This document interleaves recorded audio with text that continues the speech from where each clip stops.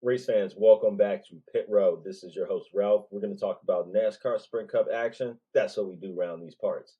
We got an exciting weekend of NASCAR. It's DEGA weekend. If you didn't know, there's a whole Eric Church song to teach you about it. Anyways, if you're new to the show, welcome. Exciting stuff to have you come along for the first time. If you are repeat listeners, we love Hardhead, so welcome back. This is Tiger Bomb Sports Audio Entertainment's Pit Road. We talk about specifically Sprint Cup Series action here every single week. Try to give a couple of DraftKings picks and make some educated guesses as I learn the ins and outs of the NASCAR Sprint Cup Series action along with you guys. If you're new to this, Tiger Bomb Sports Audio Entertainment has other podcasts that we are not new to. Fantasy football, baseball, true crime, stuff like that. As far as those other sports go, we're subject matter experts, right? This is how we're going to play. This is how we're going to win this week. This is how we're going to win this season. We want NASCAR to be that one day, and this is the beginning of that. Welcome along with me. Couple of places to find the podcast, www.tigerbombsae.com. If you go to the website, you can listen, you can like, you can just, whatever, check it out there. You can watch too. You can watch the YouTube page right there on the Tiger Bomb website. There's a whole page for Pit Road. You can see updated race stuff for the weekend, where we're at, what the race is called, and then, as I said, listen to it or watch it. If you are a social media kind of person, a Facebook or Twitter kind of person, you can reach us, at Tiger Bomb Sports Audio Entertainment on Facebook, on Twitter. Pretty simple, right? If you search for that, we'll come up. You can like and subscribe. If you want to do the social media thing, you can catch links to the show that way too. If you like to listen to your podcasts on the go, you can catch us everywhere that you listen to your other podcasts: Stitcher, iTunes, Spotify, all that good stuff, iHeartRadio. Just again, search Tiger Bomb Sports Audio Entertainment. This podcast will come up now. I was going to say it earlier, but now is the point where I would say you can like and subscribe. That's pretty much it. That's our intro. Let's talk about Martinsville, what we saw last weekend before we look forward. Gotta love the tight action at a track like Martinsville. Tempers are going to flare. We talked about this 2 weeks ago. It always works out that way. Here we go. Sorry, guys. I usually had my race thing up at the very beginning and ready to roll, but it wasn't today. Now, of course, the most recent winner before this race last week was Christopher Bell at Martinsville. And we had Chase Elliott coming back into the mix that sort of made things exciting too. Hendrick getting one of their top guy maybe back, we could say. And then Martin Truex obviously shown well at Martinsville all the time. And so we wanted to kind of see if he could get off the snide with the victory there.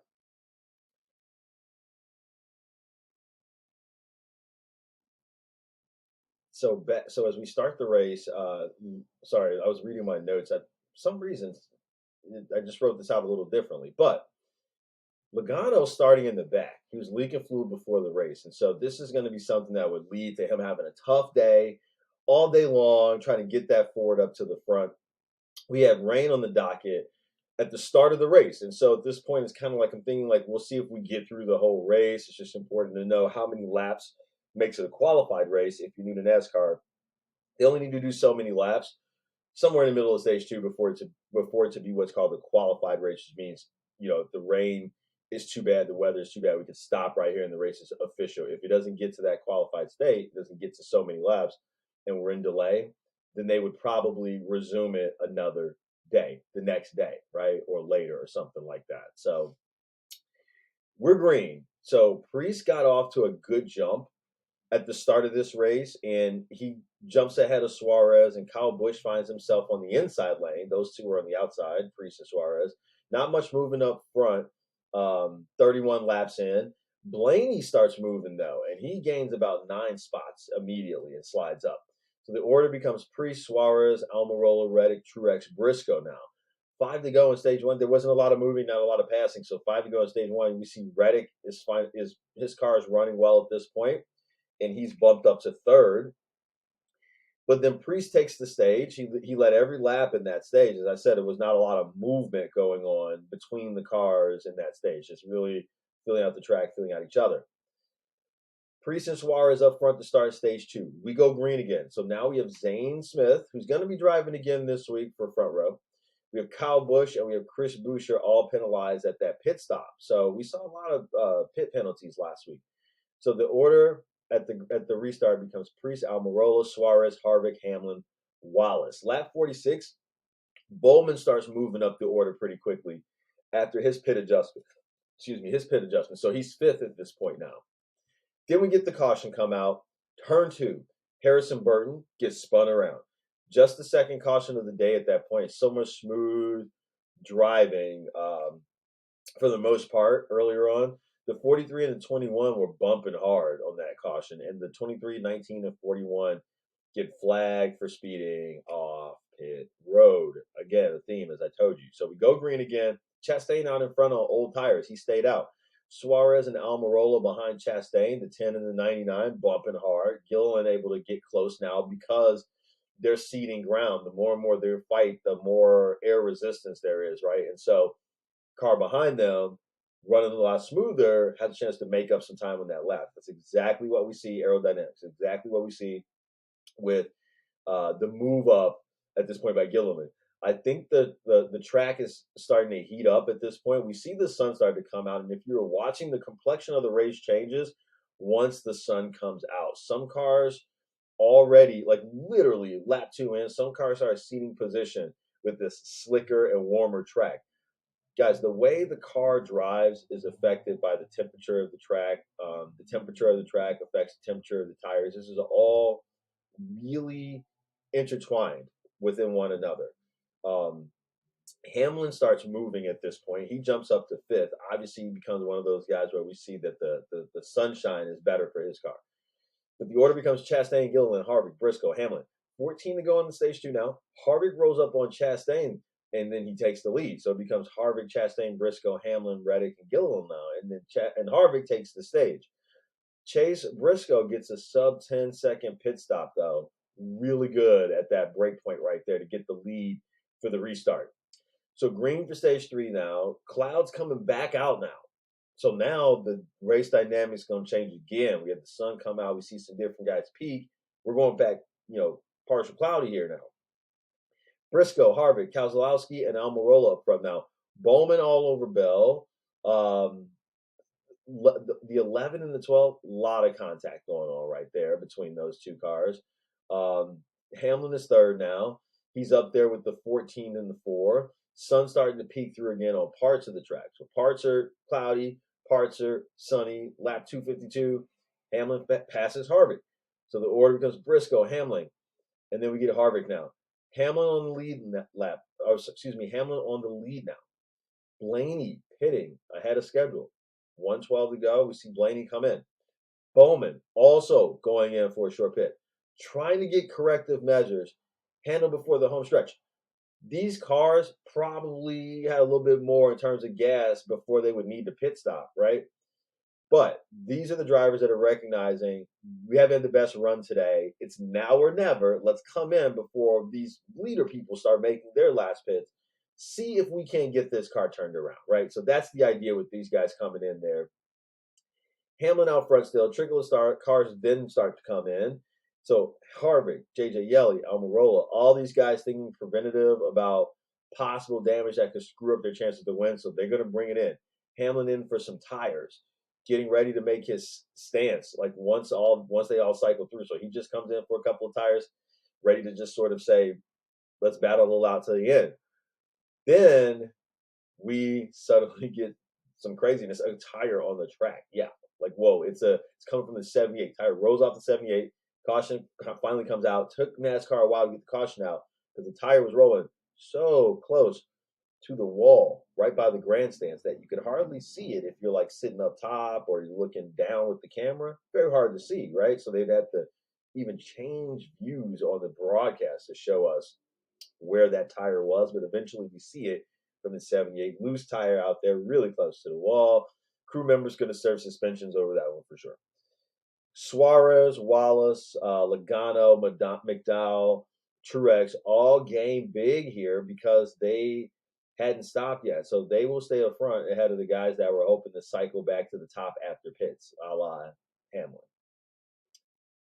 this sort of messes up his strategy, really negates his ability to kind of win at this point, basically. And that's what I'm learning about NASCAR at this level is we already starting to identify who with, less than 100 laps to go already out of the race, right? Just based on the cyclical way that these things go. And if somebody's running so well, can you catch them? Not if you don't catch those breaks. And so I'm starting to pick that up a little. But at any rate, green again now, 88 to go. Briscoe, Larson, Harvick, Reddick is the order. Larson trying to block both lanes, even though he's in second. So Briscoe's out front. Larson blocking the both lanes. The order is Briscoe, Larson, Reddick, Harvick, Suarez now. 76 to go. Caution with 57 to go. J.J. Yeley's brakes locked up and send him into the wall pretty darn hard. He was okay. Kyle B gets the free pass there. But then the leaders start to pit at this point with this caution. So Almirola, Gallo, Stenhouse, Hamlin all stay out. Just 2 tires for Larson. So Hamlin put his so listen to this, guys. Hamlin actually put his last sticker tires on, and then bam, something happens to the right rear wheel tire, and he has to come right back in. Not even a lap around. It has to come back in and fix whatever it is. Loose lug nut is what it turned out to be. Rolled across the track. Tough break for them. This is the type of stuff that we say sinks your day, right? Having to serve these penalties, having to start at the back of the pack at such a critical point in the race, right? And so they have to roll with the qualifying scuffs at this point. So now you don't even have brand new tires anymore. That's it, like ate that tire up like that. The lug fell off, and him trying to get back around, guys, that tire was getting shredded by the wheel axle there. All right, so we go green again. Logano inside and Almirola outside. Almirola and Hamlin behind Logano now on the inside. And then Larson catches them. 35 to go. The order becomes Logano, Larson, Hamlin, Briscoe, Almirola, Stenhouse now. Larson challenging Logano now. Let's see if those 2 tires are enough for Larson. Lee going back and forth between the 5 and the 22. Good old-fashioned racing now. Logano on the bumper hard now in the turn. 28 to go. Truex has hopped 7 spots since the restart. So he's 5th now. Truex passes. He's looking great. 6 to go. 4 to go now. White flag, and Larson wins it. Logano second. Truex third. Just not enough steam to win in the end, but he did have a fine showing. His first victory in Martinsville for Larson. Chase Elliott gets top 10 finish in his return. Great race for him. Larson completely burns the tires off on the victory burnout. Goes all the way around. Just burns those bad boys. Good day for Stewart-Haas, although you want the win, of course, but many of those guys finished up there in the top 10. Fantastic day for them. Great day for Larson. Great day for Elliott, of course. So obviously great day for Hendrick as well, if we want to put a cap on Martinsville. Now, looking ahead to the Geico 500 at Talladega Speedway this weekend, we get to go to the big one, y'all. If you're not familiar with NASCAR, Talladega is a fun race because the restrictor plates come off. This is one of those races where basically you say, why is this race exciting? It's the shape of the track. It's how fast the cars can go. You don't need a brake. So you can just drive, man. Like, you can actually push it. And so we've been talking a lot about these short tracks and how it's kind of like fend for yourself sort of a deal. And I've been really at the end of the show posing this whole, do I need to pick on a team or can I just pick my best choices thing? And guys, this is a team weekend. This track, the drafting we'll see, the ability to get out there for these long stretches. I mean, I think it's a team race. That's one thing that I want you to consider. That's my biggest takeaway from Talladega, but it's just fun and exciting because you don't need the brakes here, y'all. You don't need the brakes.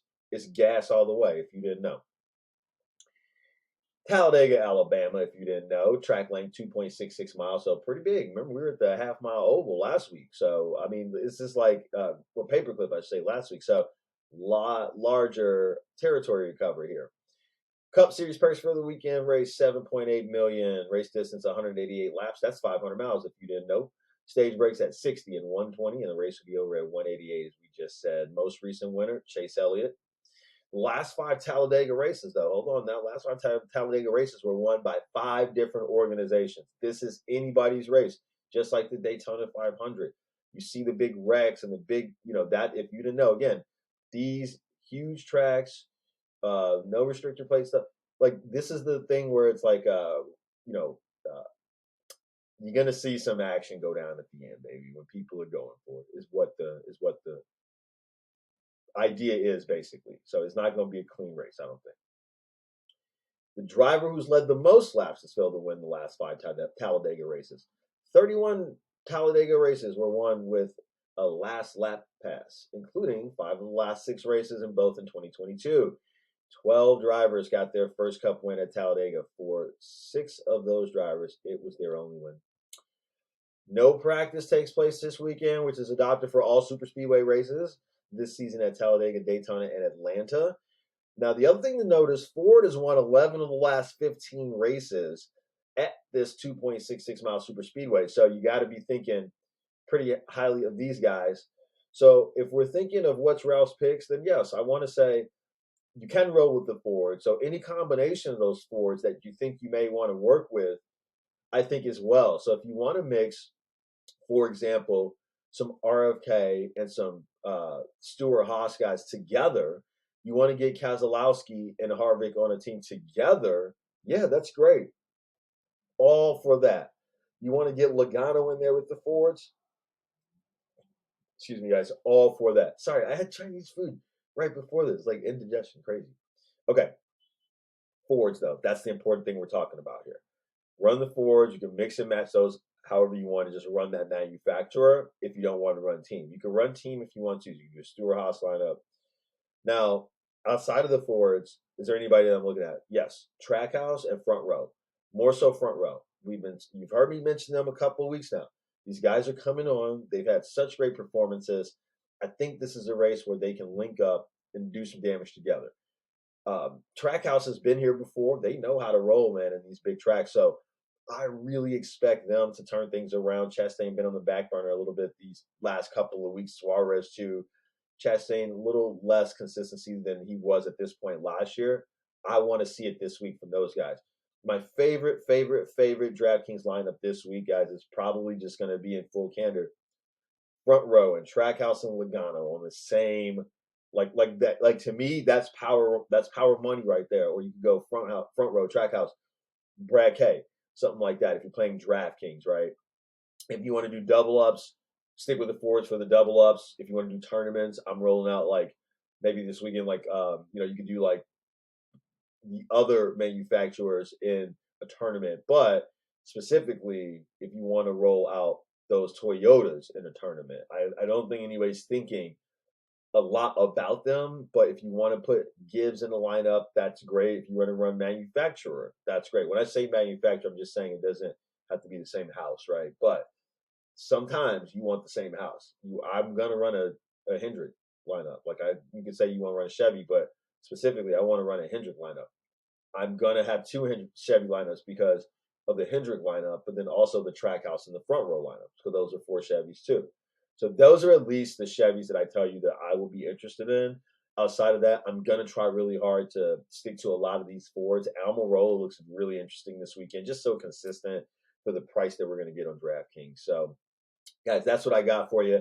I hope you guys really enjoy this race. If you haven't watched a lot of NASCAR or don't feel like you can stomach a lot of NASCAR in one sitting, that's okay. This is going to be for you. So enjoy it.